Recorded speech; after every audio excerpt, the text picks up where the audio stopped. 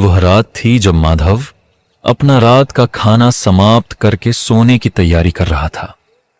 तभी उसके घर के बाहर से किसी ने पुकारा, भाई, ओ भाई, माधव भाई घर पर हो क्या? समय रात के तकरीबन 9:30 हो रहे थे। माधव ने दरवाजा खोलकर देखा तो सामने उसका दोस्त रामलाल खड़ा था। रामलाल की आंखों में डर और खौफ दोनों एक साथ दिखाई दिए। अरे रामलाल, क्या हुआ भाई इस वक्त? और तुम्हारे चेहरे का रंग क्यों उड़ा हुआ है? अरे तुम सो गए थे क्या? असल में मैं थोड़ा फंसा हुआ हूं। हाँ, चेहरे से पता चल गया था। बताओ क्या हुआ है? क्या हुआ? मेरे साथ मेरे घर चलो, तुम्हें देखना पड़ेगा जाकर, तब समझोगे। बिना कोई सवाल जवाब किए क्या हुआ था यह देखने के लिए माधव रामलाल के साथ चल पड़ा। जब वे रामलाल के घर के पास पहुंचे तो एक ऐसा नजारा था जिसे देखकर माधव थम गया। घर के दरवाजे के पास एक बूढ़ा आदमी जमीन पर पड़ा हुआ था। देखने से लग रहा था मानो वह मर चुका हो। अरे ये कौन है? क्या ये आदमी मर गया है क्या? हाँ, यही तो है वो जिसके लिए इतनी रात को मैं तुम्हें अपने घर लाया हूं। मतलब ये सच में मर गया है। अरे ये बूढ़ा आदमी कुछ देर पहले ही मरा है मेरे सामने। क्या मतलब ये सब अचानक?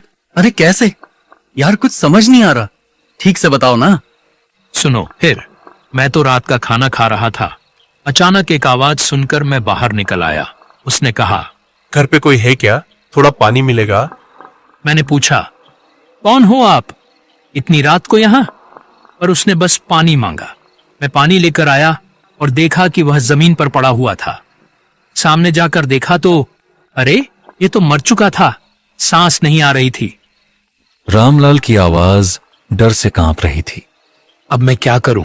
तुम ही बताओ, ये आदमी कौन है, कहां से आया है? मुझे कुछ भी नहीं पता भाई। अब इस लाश का मैं क्या करूं? भाई मुझे छोड़ो, इन सब चीजों में मुझे मत घसीटो, छोड़ो यार। अरे भाई, मुझे ऐसे छोड़ो मत, कुछ तो बताओ। मैं तुम्हारे पास इसलिए आया था यार, इतनी रात को इस लाश का कुछ तो करना पड़ेगा ना। किसी ने देख लिया तो अरे कोई कांड हो जाएगा, मैं फंस जाऊंगा यहाँ पे। माधव ने कुछ देर सोचा। रुको, सोचने दो। एक काम कर सकते हैं हम। हमारे गांव में जो पुराना श्मशान है ना, जहां कोई नहीं जाता, वहां इसे ले जाकर जला डालते हैं। क्यों? अरे पागल हो गए हो यार तुम, इतनी रात को वहां पे? अबे छोड़ो, सब बेकार बातें हैं वो सब। अब यही रास्ता है। नहीं नहीं, वहां नहीं जाना है मुझे। अरे वो जगह बहुत ही खतरनाक है, जिंदा भी तो रहना है ना हम दोनों को। ओ भाई, तूने प्लान पूछा, मैंने बताया। अब क्या करेंगे यह तेरे ऊपर है भाई। तू जो चाहे कर, मुझे जाने दो। रात हो रही है, सुबह उठना भी है। भाई इस हालत में तू मुझे छोड़कर जाने की बात कर रहा है, बड़ा स्वार्थी है यार। अच्छा चलो चलो, चलता हूं मैं, लेकिन कुछ चीजों का बंदोबस्त करना पड़ेगा। घर चलो एक बार। जैसे ही वे मुड़े उन्होंने देखा, अरे ये क्या, वो आदमी कहाँ गया? हाँ, वो लाश कहाँ चली गई वो लाश? अरे लाश तो अपने आप भाग नहीं जा सकती है ना, तो कहाँ गई वो? चलो चलो उसे ढूंढते हैं, उस तरफ चलो यार, वहां ढूंढते हैं।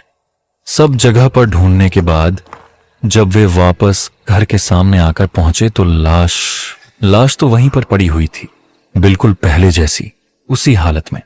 अरे ये सब क्या हो रहा है भाई? ये रही लाश, मगर थोड़ी देर पहले तो नहीं थी। हाँ, ये तो यहीं पे है, मगर अरे लगता है हमारी कोई गलती होगी। छोड़ो उसे, चलो चलो लाश को लेकर जल्द से जल्द निकलते हैं यहाँ से। चलो, रात हो गई है, अब फंस गए हो तो इसका कुछ करना तो पड़ेगा ना हमें। अब तू यहाँ रुक, मैं मेरा स्कूटर लेके आता हूँ। बढ़िया ध्यान रखना कि ये वापस गायब ना हो जाए। रामलाल उस लाश के पास बस खड़ा हुआ था। माधव अपना स्कूटर लेने अपने घर की ओर जा चुका था, मगर रामलाल ने एक बार के लिए जैसे ही उसने लाश की तरफ अपनी नजरें दौड़ाईं तो ऐसा लगा जैसे कि वो लाश उसे ही देख रही थी। अरे ये क्या? नहीं नहीं, मेरा वहम होगा। रामलाल अपनी नजरें चारों तरफ दौड़ाने लगा, लेकिन एक बार के लिए उसे ऐसा लगा मानो कोई तो था वहां पर जो उसके हाथ को पकड़कर खींच रहा था। ऐसा लग रहा था कि यह स्पर्श किसी बुजुर्ग आदमी के हैं। रामलाल ने तो उस लाश के हाथ कांप रहे थे। रामलाल डर तो गया था और डर के मारे उसने अपनी नजरें दूसरी ओर कर लीं और ठीक तभी पीछे से उसे कुछ ऐसा सुनाई दिया जिसे सुनकर वह रुक गया। मेरा क्रियाकर्म अच्छे से करना। मैं कोई लावारिस नहीं हूं तुम्हारी तरह, तुम्हें तो पता है ना। यह सुनकर रामलाल डर के मारे पीछे मुड़कर नहीं देख पाया था। तभी उसी समय माधव अपना स्कूटर लेके आया। माधव ने रामलाल को आंखें बंद करके कुछ बड़बड़ाते हुए देखा। अरे क्या हुआ? अरे ओ, आंखें बंद करके क्या बक रहे हो तुम? ठीक तो है ना? डरे हुए लग रहे हो फिर। अरे यार ये लाश ना, चलो यार जला देते हैं इसे जाकर। हाँ हाँ ठीक है ठीक है। माधव और रामलाल लाश को स्कूटर पर लेके शमशान की ओर निकल पड़े। माधव गाड़ी के सामने बैठा था और गाड़ी चला रहा था और ठीक उसी समय बारिश शुरू हो गई। अरे यार ये बारिश भी ना, अब पता नहीं क्या होगा। श्मशान जल्द से जल्द पहुंच जाएं, काफी है। मुझे मालूम नहीं यार, मेरा तो नसीब ही खराब है, नहीं तो ये आदमी मेरे दरवाजे पर क्यों आता। अचानक ऐसा लगा जैसे किसी ने रामलाल के सर पर मारा हो। अरे बाप रे, अरे यार किसने मारा मुझे? अरे क्या हुआ? कौन मारेगा? तभी अचानक किसी के हंसने की आवाज सुनाई दी। अरे बाप रे, चलो यार जल्दी यहाँ से।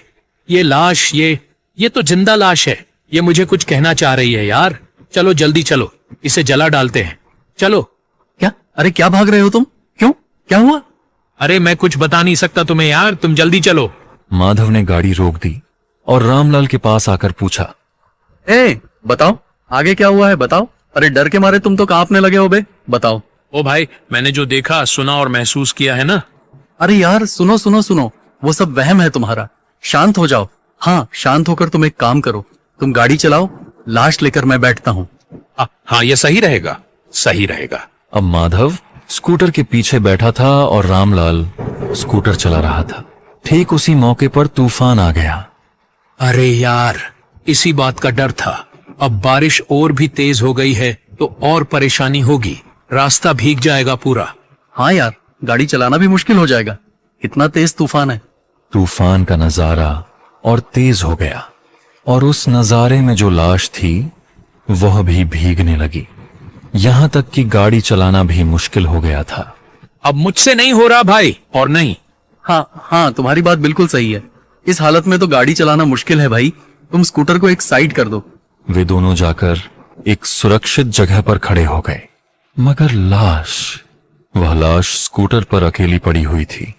भाई वो लाश तो भीग रही है, कुछ करें क्या? अरे बाबा क्या करें, कुछ है भी तो नहीं करने को। रामलाल अचानक कुछ देखकर बहुत डर गया और चीख उठा।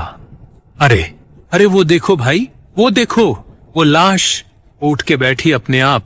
मैंने अपनी आंखों से देखा भाई। अरे चुप हो जाओ यार, चुप हो जाओ। क्या बके जा रहे हो तुम?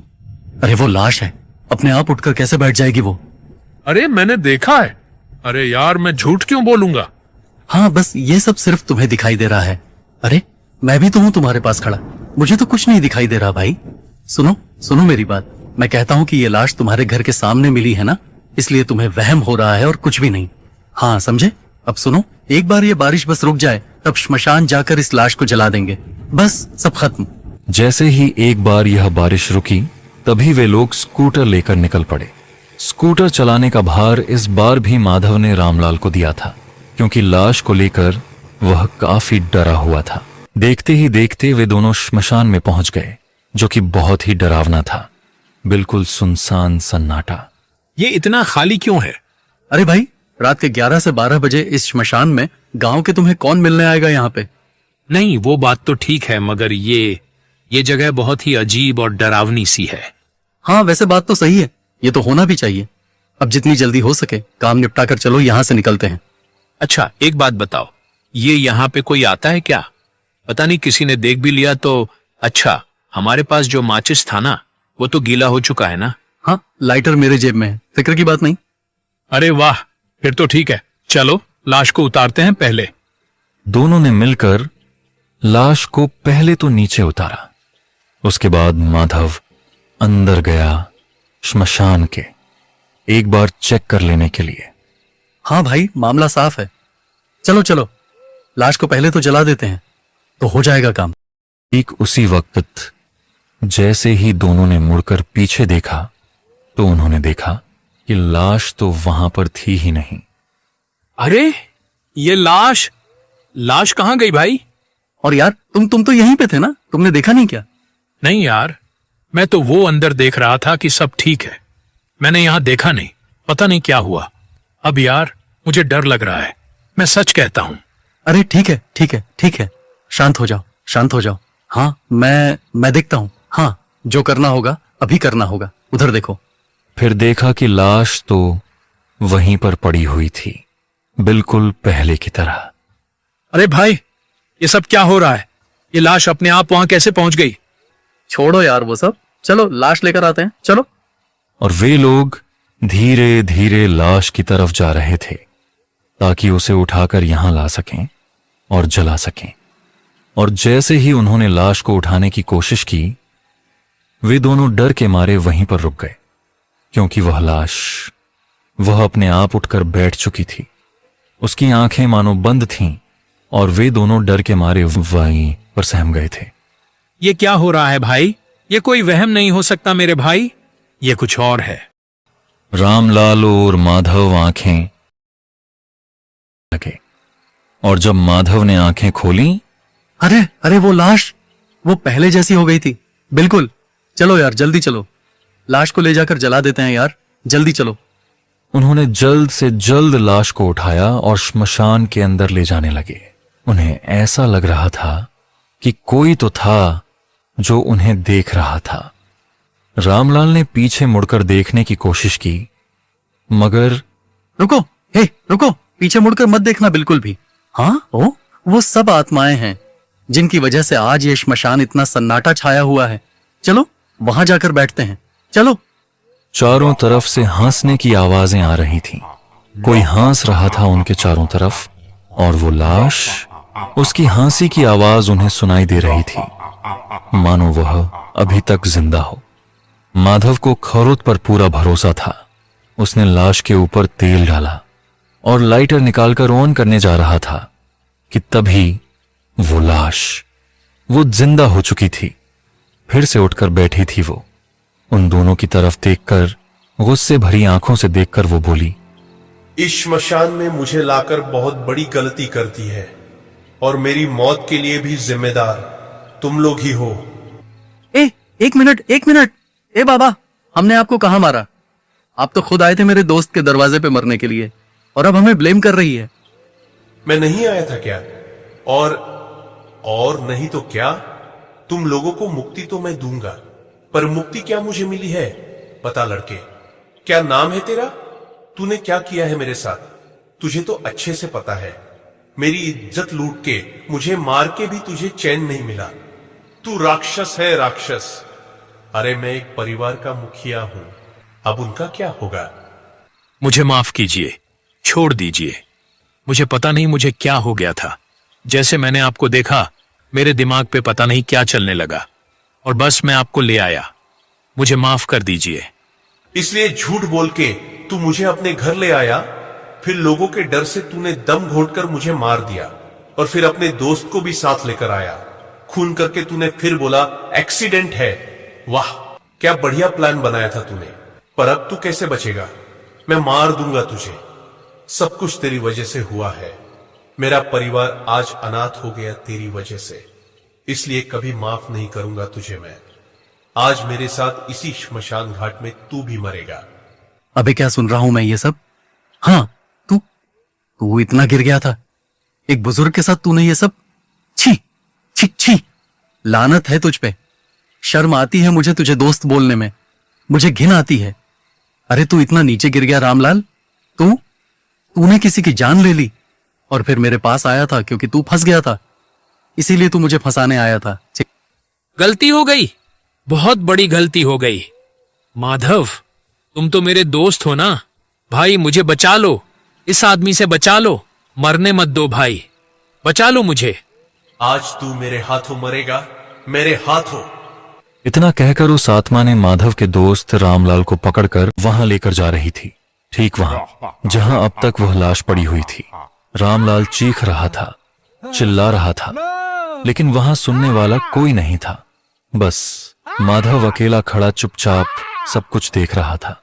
जोर जबरदस्ती। अपने साथ रामलाल को भी उस आत्मा ने चिता पर लिटा दिया और तब माधव की तरफ देखकर वह आत्मा कुछ बोली। अब तू मेरी इस चिता पे आग देगा ताकि मेरे साथ साथ यह पापी भी भस्म हो जाए। क्या? मैं क्यों?